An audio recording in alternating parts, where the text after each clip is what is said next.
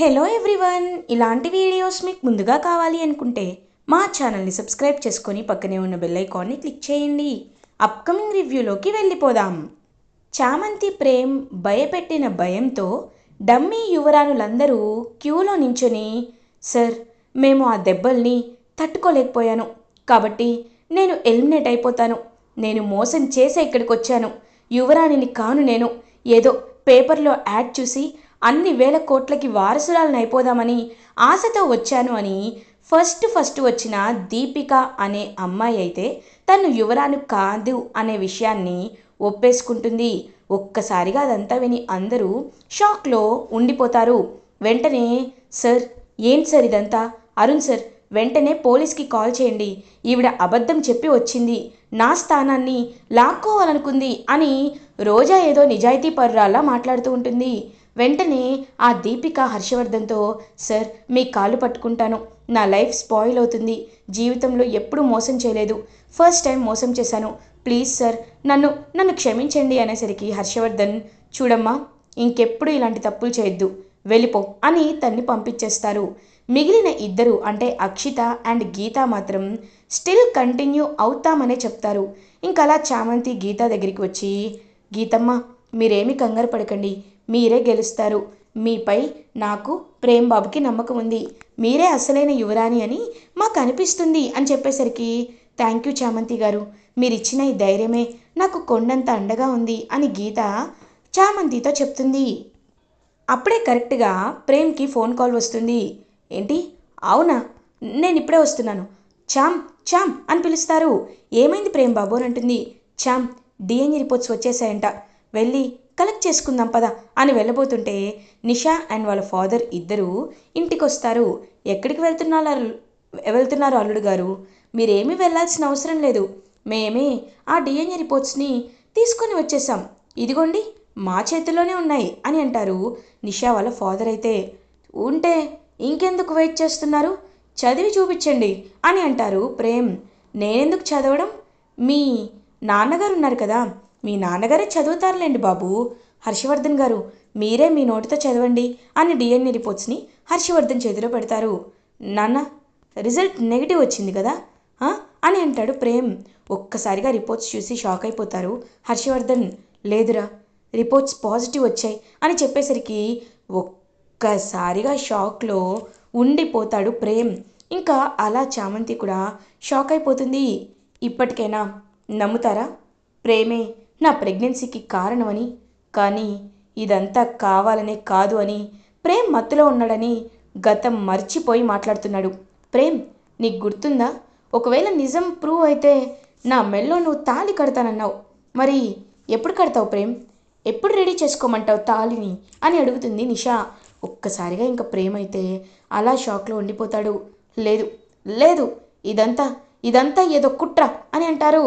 రేయ్ నోరు మీరా, కుట్రేంటి కుట్ర, నీకు ఈ మధ్య దబాయించడం బాగా అలవాటైపోతుంది.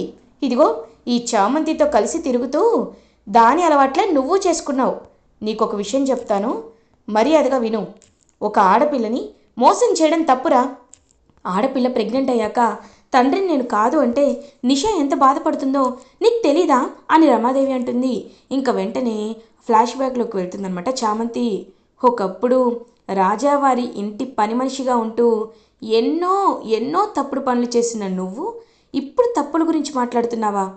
రమా అమ్మ మిమ్మల్ని చూస్తుంటే చాలా చాలా నవ్వొస్తుంది అని మనసులో అనుకుంటుంది చామంతి. ఇంకా రోజా ఏమో, ఈవిడంటే బాగానే సపోర్ట్ చేస్తూ మాట్లాడుతున్నారే, ఖచ్చితంగా ఈవిడ అనుకున్నది చేస్తారు, ఈ చామంతి గుండె పగిలిపోతుంది, అప్పుడైనా నా జోలికి రాకుండా ఉంటుంది అని రోజా చాలా హ్యాపీగా ఫీల్ అవుతుంది. ఇంకప్పుడే చంద్రిక, అమ్మగారు ఒకసారి తను చెప్పేది కూడా వినండి అనేసరికి, ఏయ్ నువ్వేంటే మధ్యలో, మీ అందరికీ నేను ఎలా కనబడుతున్నాను? మీ అందరి మాటలు వినేదానిలా కనబడుతున్నానా? నోరు మూసుకొని వెళ్ళి మీ పని చూసుకోండి. ఈ రేపే ప్రేమ్కి నిషాకి పెళ్ళి జరుగుతుంది, జరిగి తీరుతుంది అంతే అని చెప్పి ఇంకక్కడి నుండి వెళ్ళిపోతారు. వెంటనే అలా ఇంకా పాపం ప్రేమ్ కుప్పకూలిపోతాడు. చామంతి ప్రేమ్ దగ్గరికి వచ్చి, బాబు మీరేం కంగారు పడకండి బాబు, మీరు ఎలాంటి తప్పు చేయలేదని నేను మనస్ఫూర్తిగా నమ్ముతాను బాబు అని అంటారు. నమ్మకం ఉంటుంది చామ్, కానీ నిరూపించాలంటే ఆధారాలు కావాలి కదా, అయినా పాజిటివ్ రావడం ఇచ్చాం అని అంటారు. బాబు, ఇక్కడ రెండు విషయాలున్నాయి. ఒకటి, డిఎన్ఏ రిపోర్ట్స్ డాక్టర్ దగ్గరైనా మార్చాలి, లేకపోతే వస్తున్న దారిలో అయినా మార్చాలి బాబు అని అంటుంది చామంతి. హాస్పిటల్ దగ్గర అయితే కుదరదు చామ్, ఎందుకంటే చుట్టూ సీసీటీవీ కెమెరాస్ ఉంటాయి. తను నా ఫ్రెండ్ కాబట్టి తను అలా చేయదు అని చెప్తారు. అలా అయితే వచ్చే దారిలోనే మార్చేసి ఉంటారు బాబు. ఖచ్చితంగా డిఎన్ఏ రిపోర్ట్స్ని నేను తీసుకొస్తాను. అసలు నిషా ప్రెగ్నెన్సీకి కారణం ఎవరో కూడా మనం తెలుసుకుందాం బాబు అని అంటారు. చామ్, ఆ రోజు ఏం జరిగిందో తెలియాలి అంటే మనం ఆ ఫుల్ సీసీటీవీ ఫుటేజ్ని యాక్సెస్లోకి తీసుకోవాలి చామ్. అసలు పార్టీలో ఏం జరిగింది ఏంటి అనేది అప్పుడే అందరికీ అర్థమవుతుంది అని అంటారు. కానీ అది ఆ మినిస్టర్ ఇంట్లో ఉంది కదా బాబు, మనం వాళ్ళ ఇంట్లో జరిగిన పార్టీకి వెళ్ళాం కానీ వాళ్ళ ఇంటి సీసీటీవీని యాక్సెస్ చేసుకోలేం కదా, అలాంటప్పుడు ఎలా బాబు, ఎలా నిరూపించుకోగలుగుతామని అడుగుతుంది చామంతి. ఇంక వెంటనే చిట్టి రోబో అక్కడ కనబడతాడు. ఎస్, చిట్టి రోబోని ఐడియా అడుగుదాం. చిట్టి, నీకు తెలుసు కదరా పరిస్థితి, ఏదైనా ఐడియా ఇవ్వరా అని అంటారు ప్రేమ్. ప్రేమ్, వాళ్ళ ఇంటికి మీరు మీలా కాకుండా వేరే వాళ్ళ వెళ్ళండి, అప్పుడు ఖచ్చితంగా నిజ నిజాలన్నీ తెలుస్తాయి కదా అని చెప్పి బయలుదేరుతారు. ఇంక వెంటనే బాబు, నాకు ఒక ఐడియా వచ్చింది బాబు అని చామంతి ప్రేమ్ ఇద్దరూ ఇంకా ఐటీ ఆఫీసర్, ఇన్కమ్ ట్యాక్స్ ఆఫీసర్స్లా రెడీ అయ్యి ఈ హోమ్ మినిస్టర్ ఇంటికి అయితే వెళ్తారు. నిషా వాళ్ళ నాన్న ఇంటికి వెళ్ళి, hello, we're from IT department అని ఒక ఐడి కార్డ్ చూపిస్తారు. ఒక్కసారిగా నిషా వాళ్ళ ఫాదర్ షాక్ అయిపోతారు.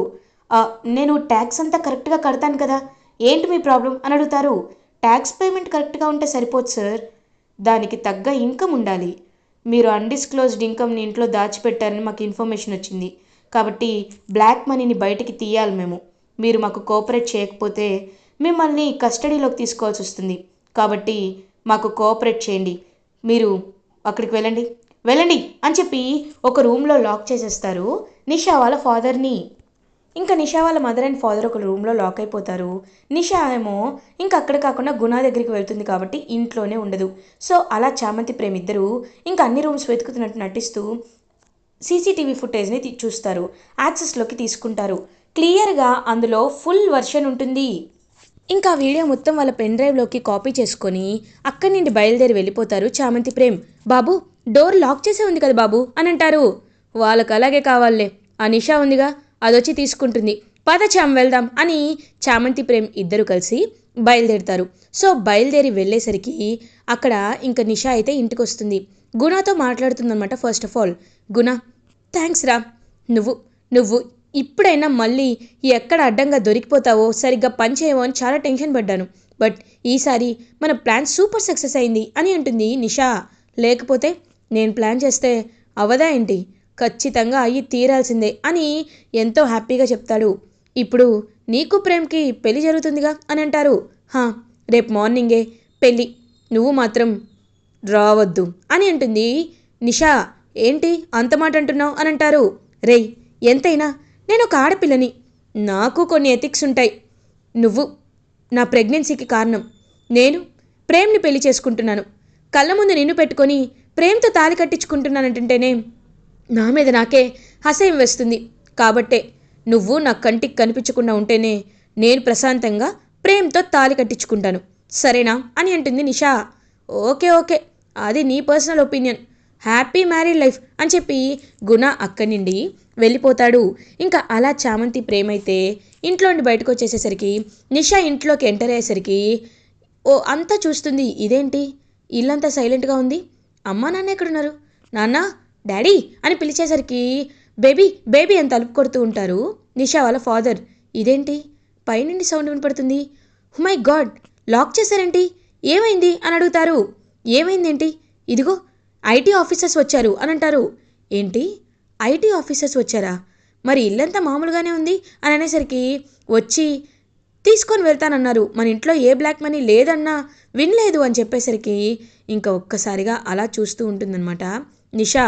ఏంటి ఐటీ ఆఫీసర్సా అని చూసేసరికి వాళ్ళు ఐటీ ఆఫీసర్స్ కాదు, చామంతి ప్రేమ్ అని తెలుస్తుంది. ఒక్కసారిగా షాక్లో ఉంటారు. నాన్న, అయినా మీరు అలా ఎలా నమ్మారు నాన్న, వాళ్ళు ఐటీ ఆఫీసర్స్ అంటే కనీసం ఒక ఐడి కార్డ్ చూపిస్తారు కదా, అది మాత్రమే కాదు వాళ్ళు పోలీస్ని కూడా తీసుకొస్తారు కదా అని అంటుంది తను నిషా వెంటనే అంత నాలెడ్జ్ నాకుంటే నేను బాగా చదువుకుని టాపర్ అవుతాను, కానీ ఇలా హోమ్ మినిస్టర్గా ఎందుకుంటానమ్మా, అయినా ఐడి కార్డ్ చూపిస్తే అది నిజం అనుకున్నాను అని అంటారు. బా, ఇలాంటిదైనా తెలుసుకోవాలి నాన్న. రైడ్ వచ్చారని చెప్పాగానే మీరు నిజమని నమ్మేయకూడదు. ఇప్పుడు ఇప్పుడు ఏం చేయాలి అని టెన్షన్ పడుతుంటే, అయినా నువ్వెందుకు టెన్షన్ పడుతున్నావు? నీకు ప్రేమ్కి రేపు పెళ్ళి కదా, వాళ్ళ ఇంటికి వచ్చినా ఏం తీసుకెళ్తారమ్మా అని అడుగుతారు. అంటే అది ఏం లేదు నాన్న అని ఇంకక్కడి నుండి వెళ్ళిపోతుంది నిషా. ఇదేంటి ఇలా జరిగింది?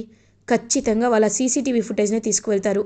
ప్రొలాంగ్డ్ వీడియో, ఒరిజినల్ సీసీ కాబట్టి ఖచ్చితంగా నిజం తెలిసిపోతుంది. తెలియకుండా ఉండాలంటే నేనేం చేయాలి అని కంగారు పడుతుంది నిషా. ఇది ఇలా ఉండగా చామంతి ప్రేమ్ ఇద్దరు ఇంక వెళ్ళి మొత్తం ఆ సీసీటీవీ ఫుటేజ్ అంతా గమనిస్తారు.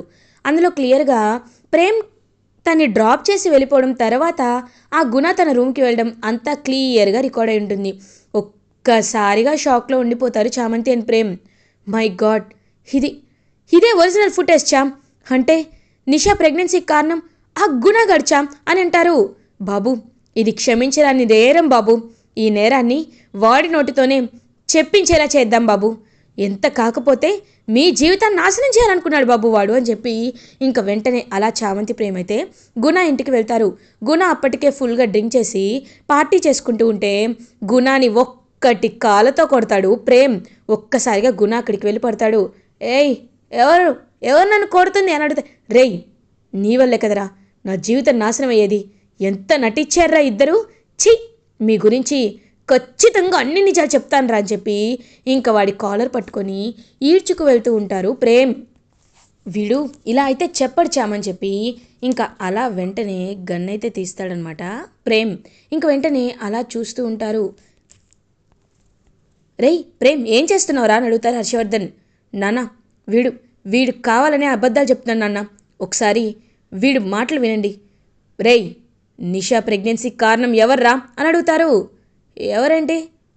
నేనే, కానీ ఆ ప్రేమ్ బకరా అవుతున్నాడు అని నవ్వుకుంటూ ఉంటాడు గుణ. ఒక్కసారిగా రోజా, రమాదేవి వీళ్ళందరూ విని షాక్లో ఉండిపోతారు. రమాదేవి వెంటనే, వాడు మత్తులో ఉన్నాడు హర్ష, వాడి మాటలు ఎలా వింటావు?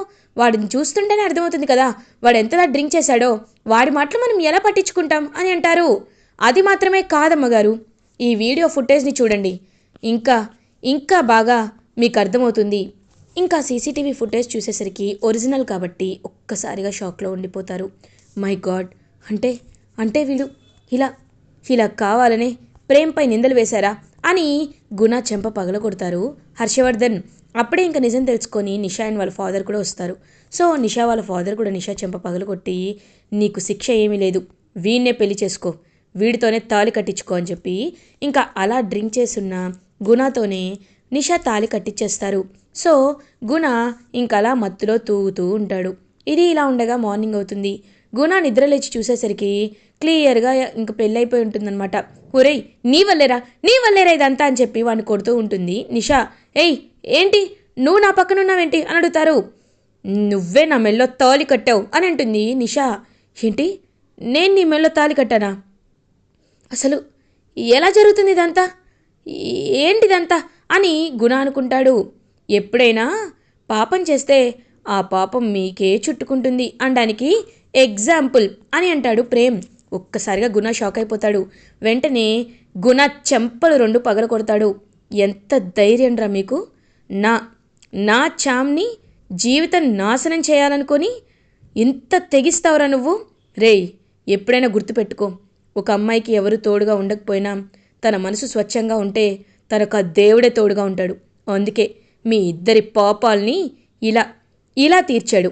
ఇప్పుడు నిండైనా సంతోషంగా కలిసి ఉండండి, లేకపోతే చంపేస్తా అని చెప్పి గట్టిగా వార్నింగ్ ఇస్తాడు ప్రేమ్. ఇంకలా సైలెంట్గా ఉండిపోతారు గుణ అండ్ నిషా. ఇది ఇలా ఉండగా చామంతి, బాబు మీకు ఒక విషయం చెప్పడం మర్చిపోయాను బాబు, మన జ్యువెలరీ సెట్ అంతా అక్కడే ఉండిపోయింది కదా, కాబట్టి వెళ్ళి తెచ్చుకోవాలి, వెళ్దామా బాబు అని అంటుంది. ఆ రాణి వసానిక మళ్ళీ రాజావారు రాణివారు కనబడతారేమో చామ్ అని నవ్వుతూ ఉంటాడు ప్రేమ్. బాబు, రండి బాబు వెళ్దామని చెప్పి ఇంకా చామంతి ప్రేమ అయితే బయలుదేరుతారు. బయలుదేరేసరికి ఇంకా కరెక్ట్గా అలా ఆ చైర్ దగ్గర ఒక బాక్స్ అయితే ఉంటుంది. ఇదేంటి బాబు, ఈ బాక్స్ని నేను ఇంతకుముందు చూడలేదు కదా. ఇంకా బాక్స్ని ఓపెన్ చేస్తుంది చామంతి. ఆ బాక్స్ ఓపెన్ చేసి చూసేసరికి అందులో చిన్నప్పుడు యువరాణి కాళ్ళ పట్టీలు, కాళ్ళ గజ్జెలు, కడియాలు, పాపిడి బిళ్ళ, అలాగే ఇంకా అలా చిన్న యువరాణి అంటే యువరాణి చిన్నప్పటికి సంబంధించిన అన్ని ఐటమ్స్ అందులో ఉంటాయి. అదంతా చూస్తూ ఇంకా అలా ఉండిపోతుందన్నమాట చామంతి. చామ్ చామ్ అని అంటారు. బాబు అని అంటుంది. చామ్ "ఆ, ఏంటి చామ్ అలా ఉండిపోయావేంటి" అని అంటారు. "ఏం లేదు బాబు, వీటిని చూస్తుంటే మనసుకి ఎందుకో ఏదో అనుభూతి అనిపిస్తుంది బాబు" అని అంటారు. "ఇవి ఆ యువరాణి గారివి అనుకుంటా. సరే రా, వీటిని కూడా తీసుకొని వెళ్దాంలే" అని ఇంకా చామంతి ప్రేమ్ అలా ఆ బాక్స్ని కూడా తీసుకొని వెళ్తుంటే నిజంగా రాజావారు రాని వారి ఆత్మలు అలా చామంతి వైపు చూసి చామంతిని ఆశీర్వదిస్తాయి. ఇలా ఎపిసోడ్ ఎండ్ అవుతుంది. ఫర్దర్ ఎపిసోడ్ రివ్యూస్ ముందుగా మీకు కావాలి అనుకుంటే మా ఛానల్ని సబ్స్క్రైబ్ చేసుకోండి. Thanks for watching.